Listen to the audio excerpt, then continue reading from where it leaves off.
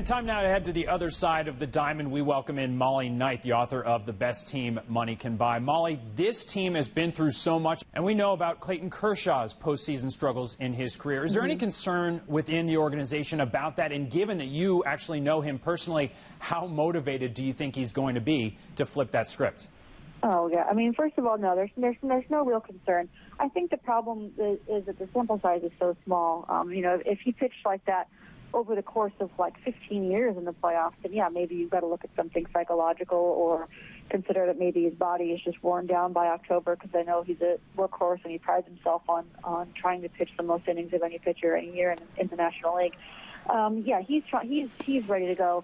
I think we saw he struggled a little bit in April. Some of it was bad luck, but some of it I thought he was just overthrowing. I think he's best when his fastball sits around 93. And earlier in the season, it seemed like he was sitting around 95, and I don't know, it just didn't do what I think he wanted it to do. And for him, locating his fastball is the most important thing, to be able to set up those two devastating off-speed pitches.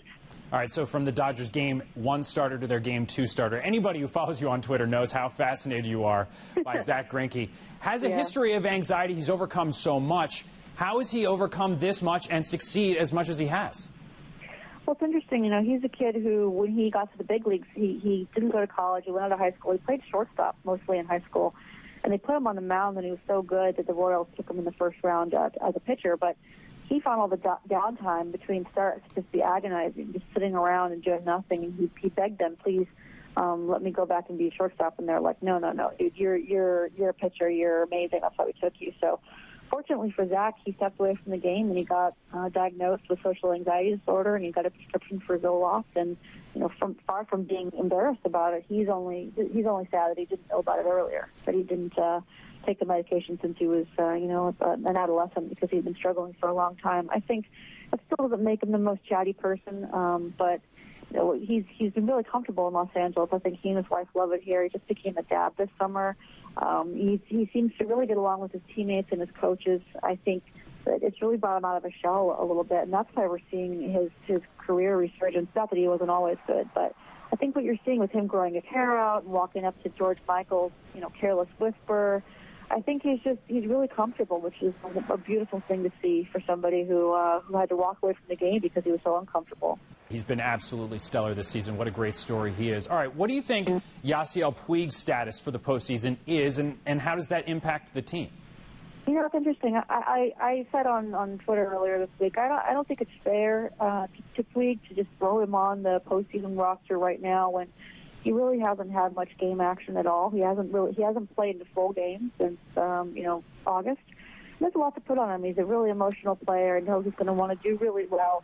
And he doesn't know how to dial it down, especially in the playoffs. I could just see him, trying to run through a wall, trying to stretch a single into a double, and hurting himself or whatnot. That being said, if they're not planning on starting him, which I don't think they would anyway, because the Mets are predominantly to righty rotation if Mats can't go, you could do worse than have a right-handed bat off the bench than Yasiel Puig.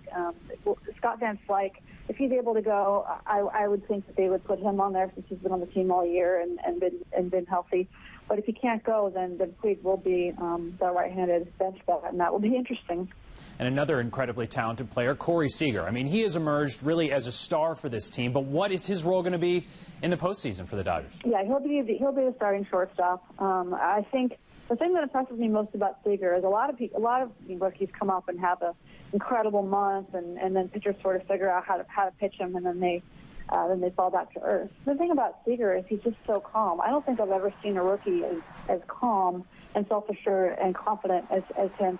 His emotions are really stable, and I think that kind of a player is a phenomenal addition to a playoff team, because in the postseason, a lot of it is just what's going on in between your ears, because all these teams are good. The Mets are great, the Dodgers are great, the Cardinals, all those teams. Usually it can be the teams that are mentally the toughest that advance.